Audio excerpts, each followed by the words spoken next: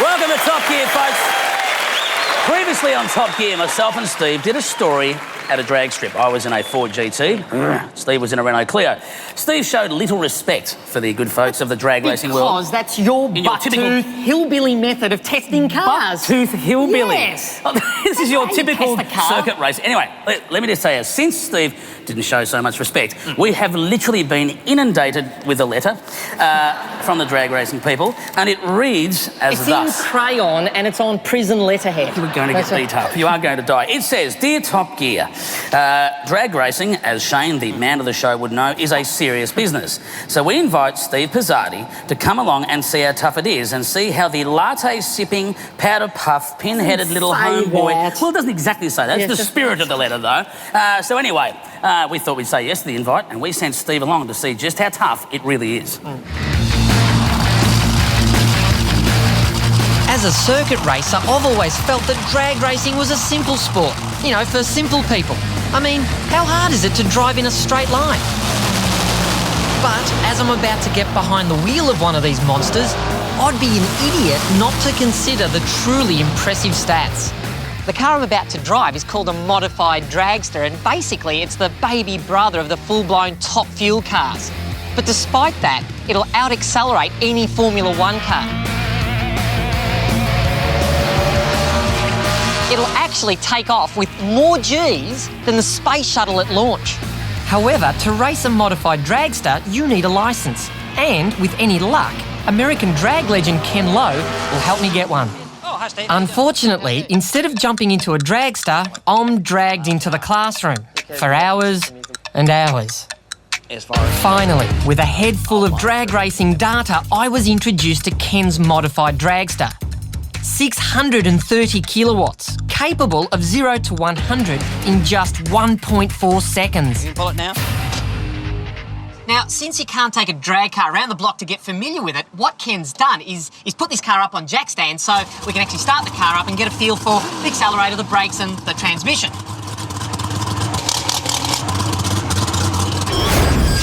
Now, in order to get my drag racing licence, I need to do a series of tests where I go further and further down the track each pass. In other words, I go faster and faster each time. To start, I need to warm up the tyres, but this burnout will be the first time I get to sense the sheer power of this dragster. God damn it! Time for my first run in this mechanical monster. What the hell am I doing? I need to accelerate for 330 feet, which is 1/4 track. 1, 2, 3, head back 4, full power. Oh, god damn, that just...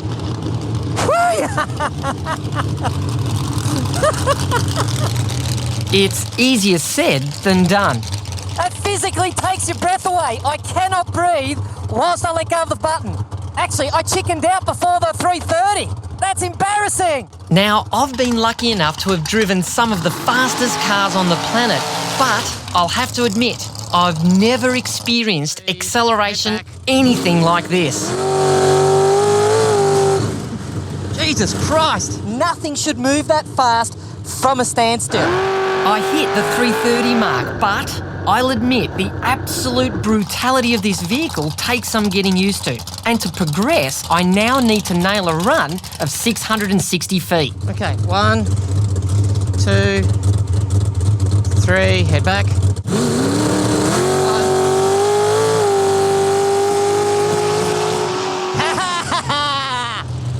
Woohoo!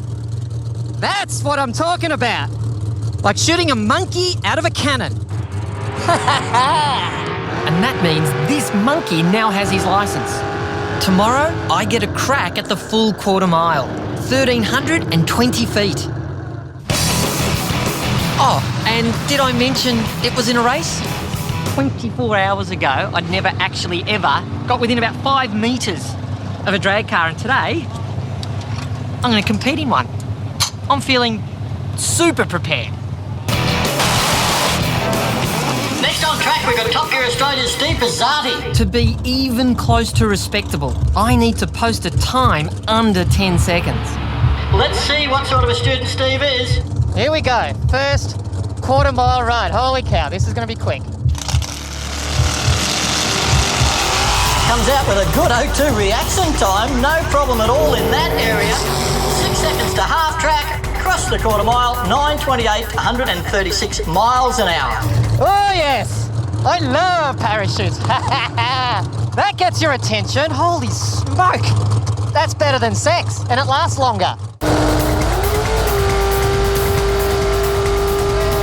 I have to say that there's been no sport, no activity I've ever done that has got under my skin so quickly. I've been in this car for a total of 15, 20 seconds max, yet I'm hooked. I don't think I'll ever go too far from this sport ever again.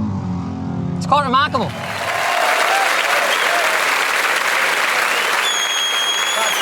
Okay, so the big question is it as easy as it looks? No, and that's the point. I have to admit wholeheartedly that it is far more difficult, a lot more skillful than you think. Because you think it's just, oh, my mechanic versus your mechanic, just hit the gas and off you go, really simple. Far more technical than that. We'll be back right after this break. Still to come on Top Gear. 24 hours of our toughest road test ever. Yeah, treat it like your mum's car. Perfect. Godzilla sizzles on our track. And Wendell talks it up. I was very Lewis Hamilton style today. I was very good. But can he deliver?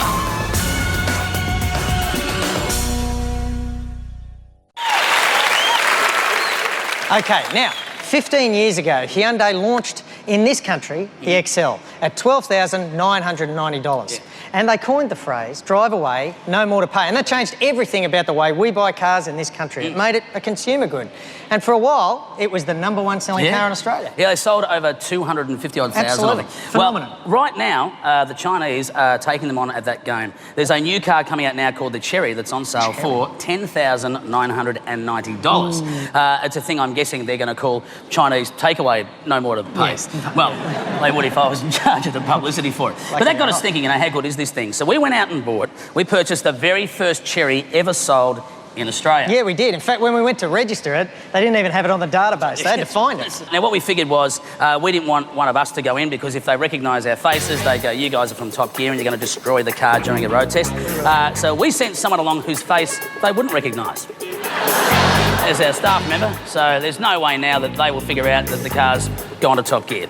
Now, anyone that's in the market to buy an $11,000 car isn't... $10,990. $10,990. They're not really expecting the build quality of, say, a Rolls-Royce. No, better. No, maybe the build quality of a Lada, right? But the one thing you do want to know when you're buying such a car is how long will it last? Just how reliable is that car? Yep. So we come up with a really simple test.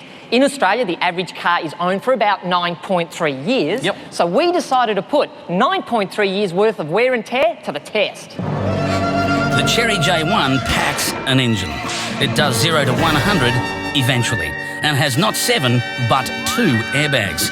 ESP isn't an option.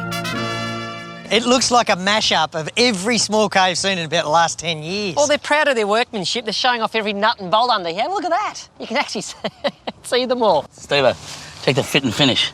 I didn't quite finish the fit. To replicate 9.3 years of use, we'll push this car to its absolute limit by driving it non-stop for 24 hours, flat out around Eastern Creek. We're not even going to make the first lap. Lap 1 of some 950 laps. God help us. Down the front straight, look at that. 105, 110. Brake fade. It's not. One lap. I'm not kidding, it went to the floor. So, filled with confidence in the sensational Cherry, Pizzati gave us a pointless and rather tedious briefing. Not to miss out, there's yours. And finally, we were off on our motoring misadventure. Crappy doors, shocking finish. You know what? You expect all that. You get what you pay for. To leave no stone unturned in the testing of our Cherry, we've done something even Formula One hasn't thought of. Speed bumps in pit lane. And on the hourly change of driver, we'll be putting the doors and boot to the test.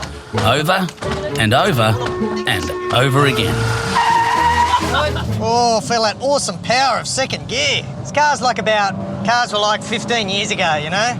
Like, it's solid enough, I suppose, but the plastics and the gaps between each of the door panels and so on, they're all different quality. And that's just what car makers have gotten better at over the years. That's the learning curve for the Chinese.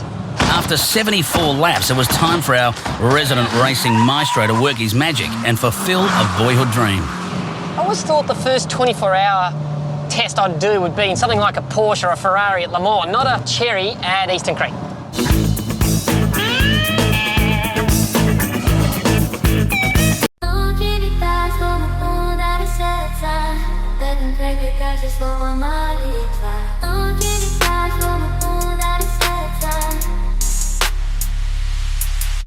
Сотни мыслей в моей голове, как цифры в экране. Но когда я на сцене, я в своей зоне.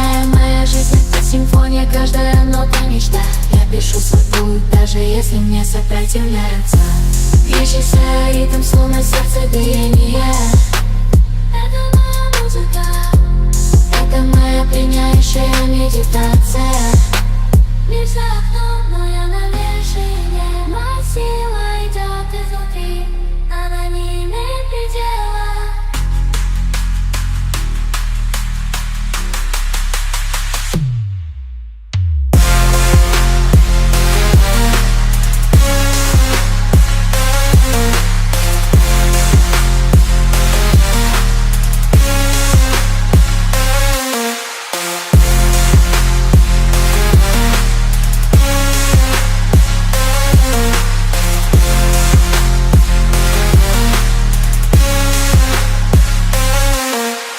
Кубок наливается ядом внутри меня. Не знал, что там спрятано, но я принял риск, это правда. Я создаю себя заново, не останавливаясь ни на мгновение.